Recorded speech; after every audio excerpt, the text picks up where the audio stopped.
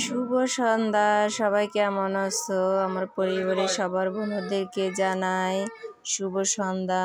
আজকে আমি তোমাদের নিয়ে আসলাম সন্ধ্যার সময় আমি একটা নাস্তা তৈরি করলাম। আমি তো বেশি আপনার রান্নাবান্নার ভিডিও করি না, তারপরে ভালো লাগলো রান্নাটা আপনাদের কাছে শেয়ার করি। এই যে কাঁচামরিচ, পেঁয়াজ, তারপর এর ভিতরে একটু গুঁড়ো মরিচ, হলুদের গুঁড়ো, একটু লবণ, এর মধ্যে যদি ধনে পাতা দেওয়া হয় তাহলে আরও ভালো হয়।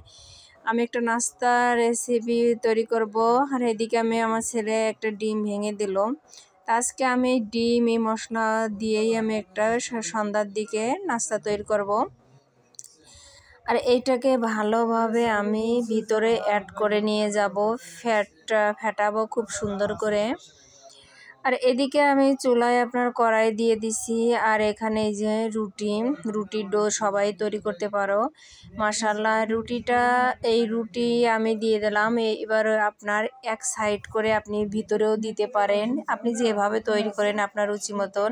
তা আমি এক সাইডেই দেব, আর এটা আমি অপর সাইড দিয়ে এটা ভাঁজ দিয়ে দেব, যেহেতু কুলি পিঠার শেপ দেব। এই নাস্তাটা আমি আজকে তৈরি করব। তা বন্ধুরা, আমার ভালো ক্লিয়ার দেখা যাচ্ছে না, কারণ আমার আলোটা এমন জায়গা, আমি কোনো গ্রিন লাইট ইউজ করি না। তা তোমরা আমার ভিডিও দেখে বুঝতে পারছো। এই যে আমি কুলি পিঠার শেপ দিয়ে দিলাম, এইটা আমি ভেজে ফেলবো। হালকা একটু তেলে ভাজবো, বেশি তেলে ভাজবো না, যেহেতু তোমাদের ভাইয়া বেশি তেলের কোনো জিনিস খেতে চায় না, তারপরে সব সময় বলে তেল বেশি হয়ে যায়। তো এই যে এরকম সুন্দর একটা কালার এসে যাবে, আর এই আস্তে আস্তে করে অল্প আস্তে ভাজতে হবে, পুরা অল্প অল্প আস্তে ভাজলে ভালো লাগবে এটা খেতে। আর এই দেখো অলরেডি আমি 3টা ভেজে নিয়েছি এরকমভাবে পিঠাগুলো।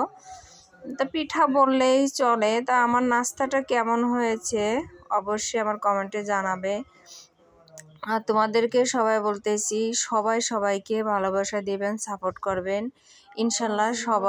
সবাই যদি একমত হয় তাহলে আরও সংসারটা সবার বড় হবে, পরিবার বড় হবে। আর এইদিকে আবার আমি ছোলাও তোমার করে রেখেছিলাম। তা আমরা 3জন, পরিবারের সদস্য 3জন, তা আমরা 3জনেই ছোলা খাইতেছি। আমি আর মুড়ি দিইনি। আল্লাহ হাফেজ।